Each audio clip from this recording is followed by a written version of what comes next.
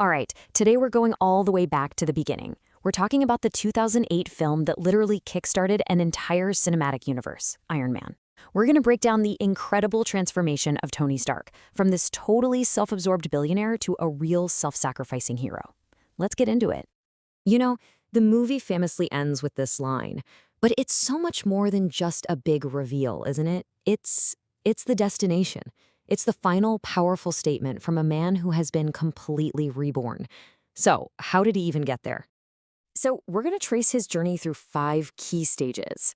We'll start with the man he was, then look at the crucible that changed him, the new mission he found, the battle against his own past, and finally, that declaration that just redefined everything.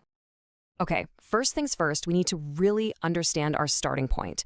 I mean, before all the armor and the Avengers, who exactly was Tony Stark?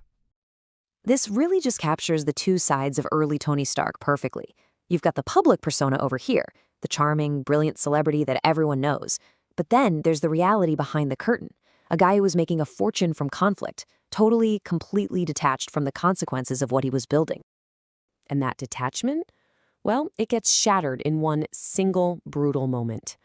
While he's out there demonstrating his newest missile, Tony's convoy is attacked by terrorists who are using his own Stark Industries weapons.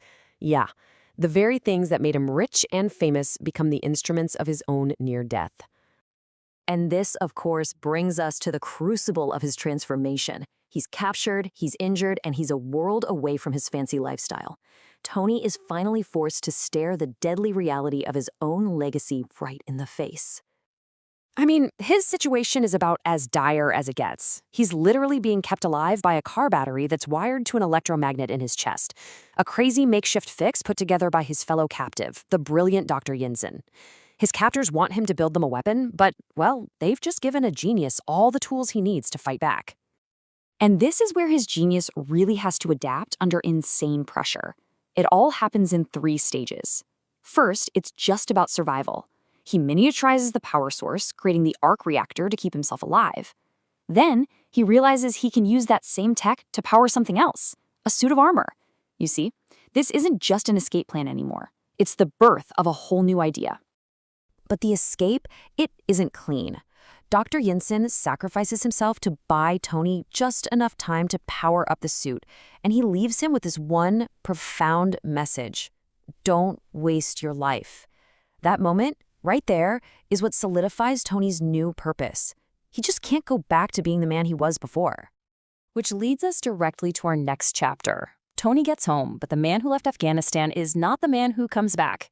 That experience in the cave completely rewired his entire way of thinking about the world. And what's his first move? It's a total bombshell. He calls a press conference and announces that Stark Industries will stop manufacturing weapons, effective immediately.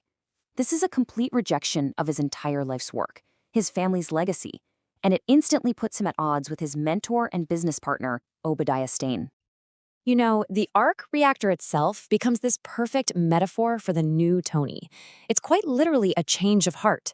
The tech that was born out of a near-death experience is now the very thing powering his mission to make things right. So he gets back to his workshop and he perfects the suit. It's not some crude escape tool anymore. It's a symbol of his new purpose.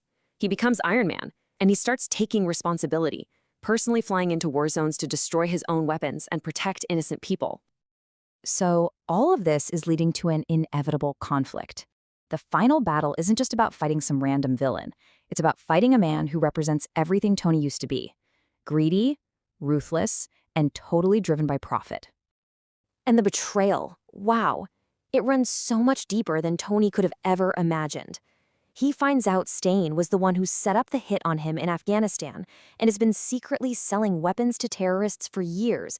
The monster wasn't in some cave halfway across the world. He was in the boardroom the entire time. Just look at this comparison. Iron Man's suit is powered by brand new innovation and a real desire to protect people. Ironmonger, it's just a bigger, clunkier copy powered by stolen tech and pure, uncut greed. It's a physical showdown between their two completely opposite worldviews. In the final showdown, Stane literally rips the arc reactor out of Tony's chest, leaving him to die. But Tony, who now has to rely on other people like Pepper Potts, still manages to beat his old mentor. He doesn't win with brute force, but with clever thinking and teamwork. The hallmarks of this new person he's become. And that brings us right to the end, to the moment that changes everything. Not just for Tony Stark, but maybe for the whole superhero genre itself. So, the day after the big fight, S.H.I.E.L.D. has it all worked out. They've cooked up this perfect cover story, a neat little alibi. All Tony has to do is read from the cards, keep his secret, and follow the same playbook that every single superhero before him has used. But he doesn't do it.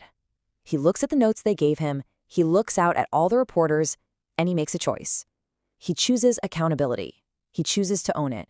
And in just 4 simple words, he sheds that last little piece of his old, careless self and fully embraces his new identity, secrets, and all. And so we're left with this final question. In a genre that's built on masks and secret identities, Tony Stark's decision to just combine his two halves, the man and the hero, was absolutely revolutionary.